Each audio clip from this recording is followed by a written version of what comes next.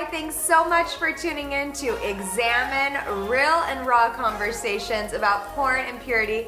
My name is Brittany Delamora, and my guest today really needs no introduction. Her name is Nargis Fakhri. Nargis, did I say Yay, you said it right. I'm so proud of you. So, Nargis, tell us who you are and what do you do? So, my name is Nargis Fakhri, and I'm a human. Yes, and that you are. I smile for a living. Where?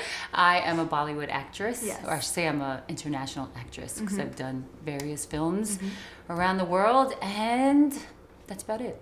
And you're being so humble about your approach. I mean, you've graced the cover of Vogue. Yeah. What else have you done? Oh, I've probably been on many covers like Cosmo, Vogue, whatever, but I don't think that's the big accomplishment. So, right. But thank you I for. want to go there. I do want to go Me too. there because I know there's a lot of women who want to be where you are. So, what do you think about like social media and the effect that it has on men and women and teenagers and all of the above nowadays? Oh man, girl. Social media is definitely something that has changed the dynamics between human connection and interaction. And I feel personally it's like kind of ruining relationships. And I'm old school, so I really enjoy meeting people one-on-one or outside somewhere. But I think nowadays people are using, online apps and social media to connect with people. And what about Yeah. the picture it paints too? Because Oh yeah. social media is really, it's your highlight reel. You could be having the worst day ever. Everything is going wrong in your life, but you post a photo from 3 days ago and you're like, oh, hey, just chilling in Beverly Hills, having the time of my life. And it's really this highlight reel. And so I think that then we as humans, we look to these other people's, like we could look at your social media, for example, and go, well, my life doesn't match up to hers because, she's currently in Bali, like doing photo shoots with the monkeys. Yeah. And, she's living such a lavish and exotic lifestyle. And it just paints this picture that is almost like we set a standard nowadays in our generation that most people can't live up to. Right. And it's so crazy because I guess people who, back in the day before social media or Instagram, whatever, you had models and actors, and that was, our life. People saw us on TV, saw us on magazines, but we know it's just smoke and mirrors. Because I remember working and, you have a whole team putting all this stuff on your face and doing your hair. And then you're doing these shoots and you look amazing. And I remember coming home, taking off my eyelashes, my weave, boob pads, everything. And I'm looking in the mirror, I'm like, who are you? Because even though I know the truth, I also got caught up in like, oh my God, I don't look like that girl on the magazine. Yeah. This is what I look like. So I started feeling bad. So I think it's really sad now because everyone's able to do that, to put a mask on, to show a face that's not the real face. Yeah. People pretend to be someone they're not on social media, and people fall for it. I'll tell you a story. So when I was working in India, in Bollywood, I didn't have my friends or family around me, and I was just working really hard. And I was so depressed, and I was like, oh my God, I hate my life. What am I doing here? Why am I here? I'm so lonely. This is not fulfilling. And I was looking at Instagram all the time because I was trying to keep up with my friends and other people and then other famous people. And I was telling my manager, I'm like, oh my God, my life sucks. Look at these people, they're having so much fun. I just want to be there with them, or I want to be like this person. And my manager looked at me and she's like, girl, you think Rihanna's page, it looks perfect, but you think she's always happy? And then she started pointing out other celebrities. She's like, look, everyone's in your situation as well. They're feeling the same things. They're just posting something fun. She's like, look at your page. We went out clubbing. You posted a party picture. I know that you were not happy there, but you made everyone else think you're having the time of your life. Yeah. So that really hit me. I was like, whoa, I can't really put too much energy towards looking at people's stuff in that way. So I had to change my thought process. That's so good. And I think it's so necessary to do that because so many women are looking for what you possess. You possess fame, you've graced covers of so many different magazines around the world, like, and women think that they're going to find their happiness in that. You know, I was going to college for broadcasting and journalism, and then I ended up dropping out because I was given the opportunity to do pornography. Oh, wow. And I looked at porn and I go, this is it. Like, I was really doing broadcasting and journalism because although I loved it, I felt like I was going to be noticed. I was going to be seen, that people were going to see me on TV, and that somehow made me better than who I actually was. And so my journey of searching for fame and affirmation and money, it led me to the porn industry. And so that's why I think we definitely have to shut that, like, that standard, that unrealistic standard off, because if you're chasing fame, like, you're not going to find happiness. So do you feel like your fame has brought you happiness, or where is your source of happiness come from? Oh my gosh, actually, fame, like, I feel like it ruined my soul. I was I didn't set out to be an actress, but when I experienced fame for the first time, it was in a negative way, unfortunately. And of course, the positive stuff is really nice, and it does give you a boost in your self-esteem, but I realized I can't hold on to that, because when you're famous, it's going to be negative and positive. And you kind of can't put so much into the positivity, because when the negative hits you, it's going to rip you down. Yeah. So I had to find a way to just back away from all of it and not seek validation in what other people are saying. That's so good. I had to remember that I am going to validate myself. Right. And I am enough, and I am a special person, and I'm unlike, we're not the same people. We both are beautiful, we both are talented, but we're different. Yeah. And I have to look at myself and appreciate and have gratitude for who I am. Yeah. And that was a huge lesson. Yeah, Ooh. that is, because if you live by people's praise, you're going to die by their silence. And yes, girl. when you encounter some fame, people are going to love you one moment and then they want to tear you down the next. Yes. Right? Absolutely. So what are some boundaries that you set? Because obviously I didn't have clear boundaries. I knew where I wanted to go in life, and I ended up in the porn industry. What are some boundaries that you've set that have helped you keep your moral compass in line? That's a hard question, because I think it comes from my childhood with the way that my mom raised me, but she didn't do it in the right way. She scared me with a lot of things, with like men and sex and relationships. So I think some stuff comes from her, where like always making sure that, the morals of like sexual interaction or not being nude, like all these little random things came from her and stuck in my head. But then I also think I was a very shy person, so maybe that also played a part too. And then I had a lot of friends that did do things, and I always looked at the result. Yeah. And so I'm a person that learns by watching other people. I'm not going to make the same mistake that you made. Yeah. So I'm going to know, hey, this is not the right way to go about things. Yeah. I always knew that I'm not, like, what am I really hungry for? I'm not going to be that hungry for fame, that I'm going to, do whatever, like pose naked or do certain things or sleep with a director. I mean, I've lost jobs because I didn't do certain things. Wow. And that was heartbreaking, because it's like, oh my God, I'm trying to live in a place where I have high standards and boundaries, and it sucks because I got, kicked out more than once. Wow. And that hurt, but it still kept me telling myself, you know what, good people or people with the morals and values, you'll win your own way. Maybe it's just not that way. Yeah. And that's what I held on to, just knowing that, be true to myself. Yeah.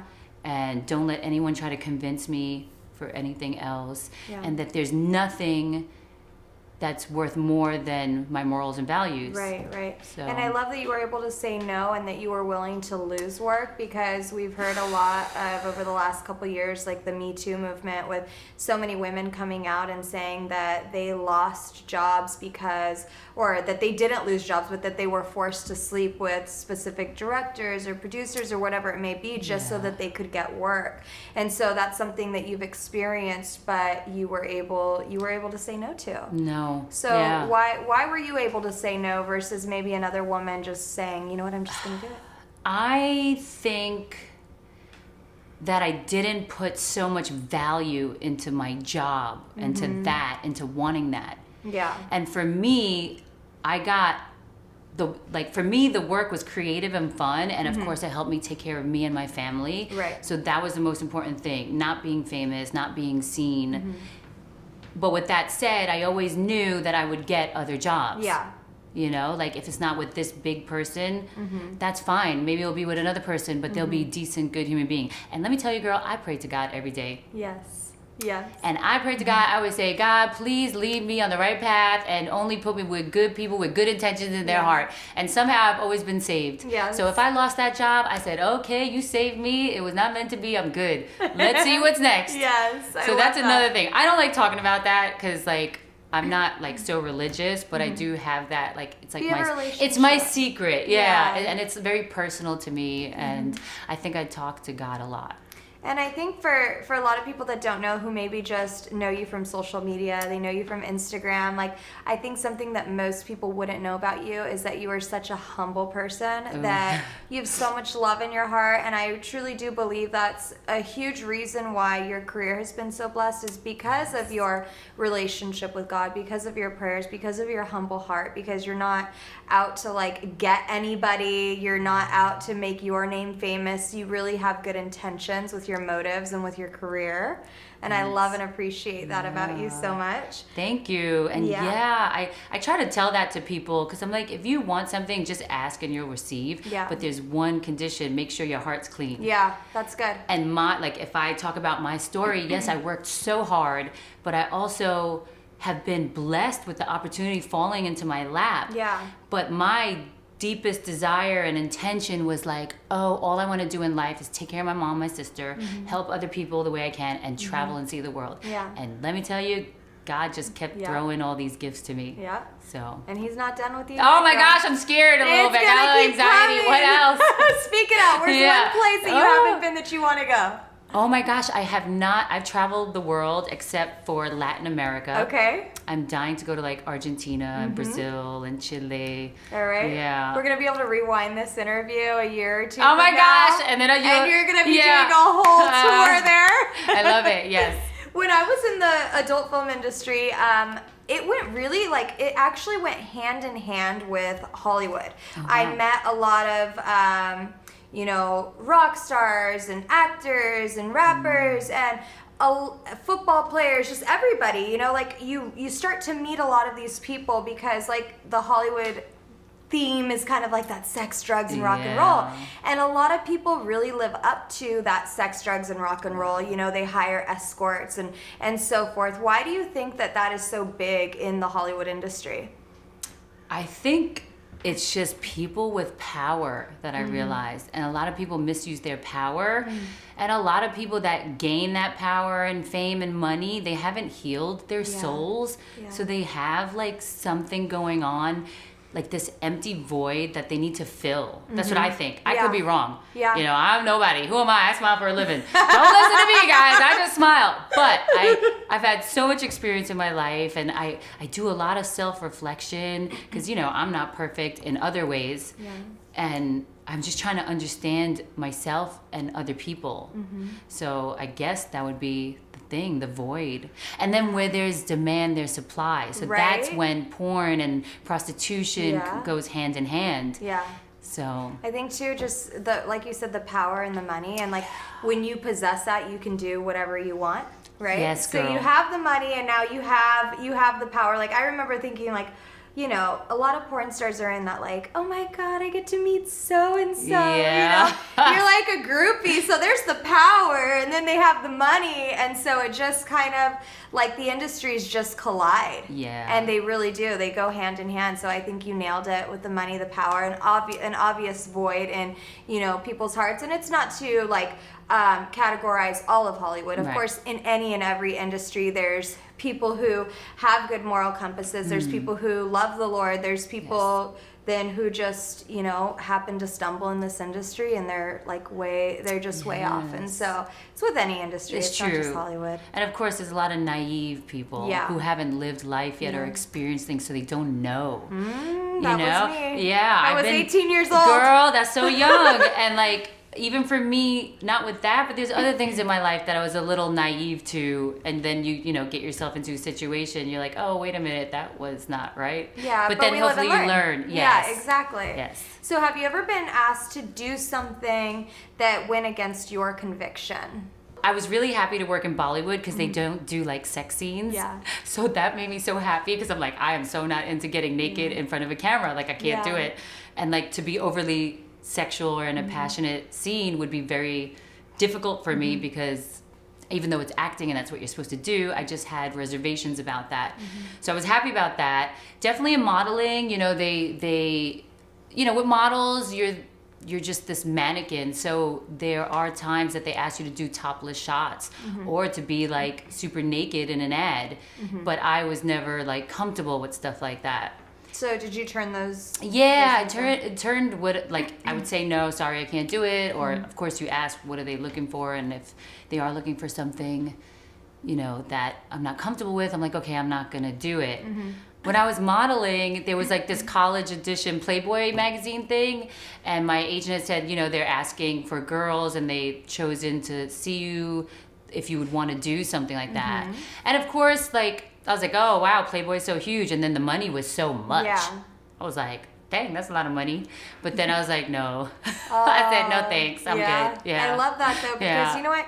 You had a vision, and in the Bible it says that where there is no vision, the people perish. And so if you don't have a vision for your career, a vision for your marriage, a vision for whatever it may be in life, like whatever that is, it's going to fall apart. It's going to perish. And so it's so important that you have had that vision and that you've really just run with it all these years. Yeah, I just go. Yeah, you just go, you're like, nope, not in my vision. Yeah, Throw it out. Yeah.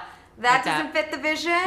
And that's where I think so many people fail in life, is that, you know, they don't have a vision for their lives. And so they just start accepting and receiving all these things and doing things that they probably wouldn't have done if they had a vision, because they don't have a vision. I'll tell you something else they don't have. What? Patience. Yeah.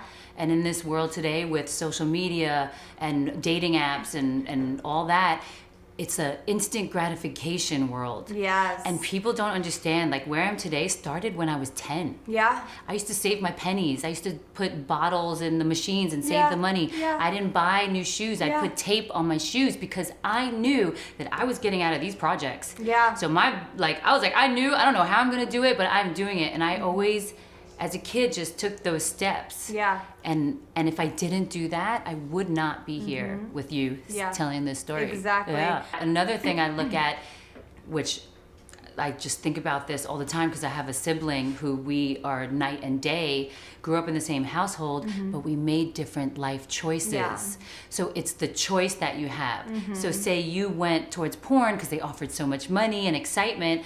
I worked at Taco Bell, Dunkin' Donuts, and cleaned houses. And then of course later bartended or whatever to find ways to make a lot of money as well. Absolutely. Yeah. So it's just the choices, and we have choices. We do. We have choices. Always. No matter, as long as we're breathing, we have a choice to make, 2 choices to make. Exactly. Maybe even 3. I don't know. Yeah, we can make A as lot many of choices choices, as we want. So the topic of this is really real and raw conversations about porn and purity. So what do you think, do you think that porn could be harmful, or do you think that it could be helpful to a marriage? I feel for me, porn would hurt the marriage or the relationship because you're kind of separating yourself from your partner. You know, you're going into this other fantasy world when you should be talking to your partner about the fantasy that you want. Yeah. And you know, and hopefully, maybe you like something weird, I don't know, toe sucking, or I don't know, weird things put in different places. I don't know what you like, but ask your partner first, talk about it, make each other feel comfortable. Don't go to watch some other peak couple doing all those weird things or whatever. Do the weird things with your wife. Yes. Come on. That's why you're together. Or she is there for. Absolutely. Exactly. And I'm sure she has weird things. Yeah. But we won't know unless we communicate that and talk about it. I think a lot of people are scared too, but something we have to figure out how to get over. Of what? Afraid of telling our secrets to one another, afraid that we're going to be judged or shamed, even though we are in this union. some people do still feel like they need to keep secrets. Yeah. And that they're afraid to tell their partner that this Yeah. is an issue I have, or this is what I like, or Yeah. because they don't want to be judged or shamed. And that's Yeah. tough. On another episode, we interviewed a pastor, and he was saying how he is very transparent with his wife about everything. Oh, I want to know. What does he tell her?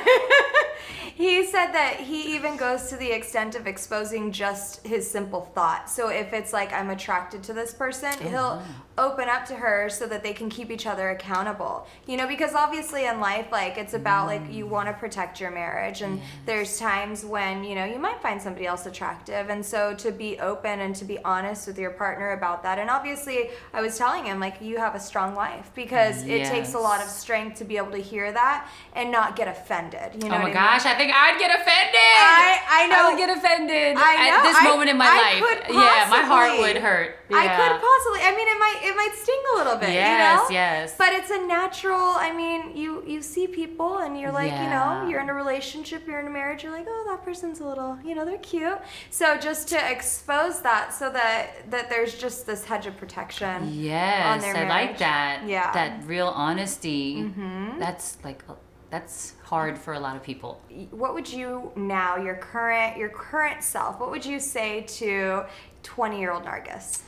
I was so driven to take care of my family and constantly felt this burden to take care of them, and always forgot to take care of myself. So I would tell myself, listen, you know, the world is not on your shoulders. You know, you can't change or save people. Yeah. And you have to learn when to let go, and you have to, I didn't have boundaries back then. Right. So I always felt this heavy weight of like, oh gosh, I gotta take care of my family, gotta take care of my family. So then that drove me towards constantly working and only thinking about work. Like, I didn't care about dudes, friends, relationships. I was working. I need to find the next way to make money. What kind of business am I gonna do? How am I gonna get this? How am I gonna pay for my sister's stuff? How am I gonna take care of my mom's bills? Yeah. And that's a lot of pressure. yeah, a lot of pressure that I put on myself, and I forgot to build better relationships, which I'm learning now at this very young, youthful age. That it's not fame, it's not money, it's not who you are, what you do. The thing that brings you happiness is the relationships you have with people. That's so how good. you value your friendships, value your family, and make sure that they value you back. Yeah. And so that builds a bond, because you and I, we have a good time chatting away. We don't have to go nowhere. No. We could sit on the corner, have a bottle of cheap wine, and laugh and joke, and that'll be the best night ever. Yeah. Better than any night on the red carpet or some fancy party. So in your young years of existence, in your young years, 2 years ago. what have you learned about sex and intimacy? Is there a difference? Woo, girl! I learned so much. Well, I really do feel that we learn through our relationships, because people reflect things about us, like things we don't like about people. So Sometimes we good. find it in us, or we learn what we don't like or do like. So I think relationships are important. There's a way to go about getting a relationship. And if you don't use that like guideline, you're gonna end up in a relationship that probably you don't want to be in, because you didn't follow the guideline and take the time to get to know the person. Yeah. And when you take the time to get to know someone and not have sex with them so fast, you're building emotional intimacy. Yes. And then through that, you're able to see the red flags. It's harder to learn them though when you're having sex with them. Yes, because you can't get away. Because once you sleep with a man, your soul is intertwined with Yeah. that man. Yeah. Whether he's good or bad, you're bonded. With my relationship with my husband, he's the first man I ever did this with, but I waited until marriage to have sex with him. I love you. Before, it wasn't easy, but No. it's possible with God.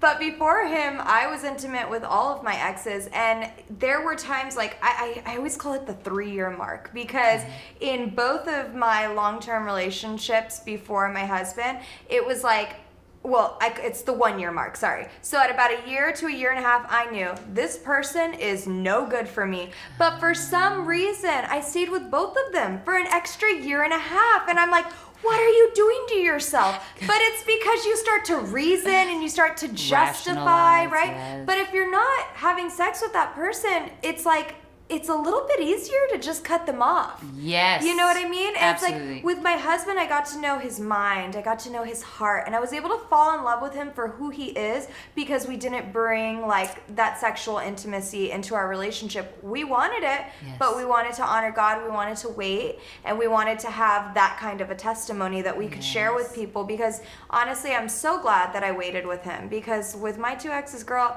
I was lost in the sauce, as they Girl, say. I feel you. And then you're like, what am I doing with this person? He's an idiot, but I can't leave, right? I'm sweating from this conversation. Girl, yes. Yeah. Yes. And I know a lot of people out there, they're not gonna be like, oh my God, I'm not waiting until I get married. Was she crazy? Right. And I have the best advice that my therapist told me. She goes, it has to be 10 dates before any penis revelation. I was like, what you talking about, girl? She's like, 10 dates. I was like, yeah, I mean, I go on 10 dates. She's like, girl, not 10 dates in a row. Yeah. She's like, you have to spread it out like a date a week. Steve Harvey, I read his book, Act Like a Lady, Think Like a Man. He says 90 days. 90 days. I really appreciated the marriage thing, because I'm telling you, girl, after a year to a year and a half, that's when I knew they're not the one. Yeah. But because I was already sleeping with them, I was living with them, all I was like crazy, this with them. Yeah, and it was just impossible. Totally. Yeah. I wish more people would take the opportunity to slow down. Yeah. That would help to Significantly. lessen the heartbreak. Because Yes. let me tell you, heartbreak is so painful. Yeah. You know, like literally physically painful. Well, Nargis, thank you so much for being a part of this interview today. I love Thank you. with Love all you my too. heart, and I'm just blessed and honored by your presence today. You've been amazing. You. Thank you so much.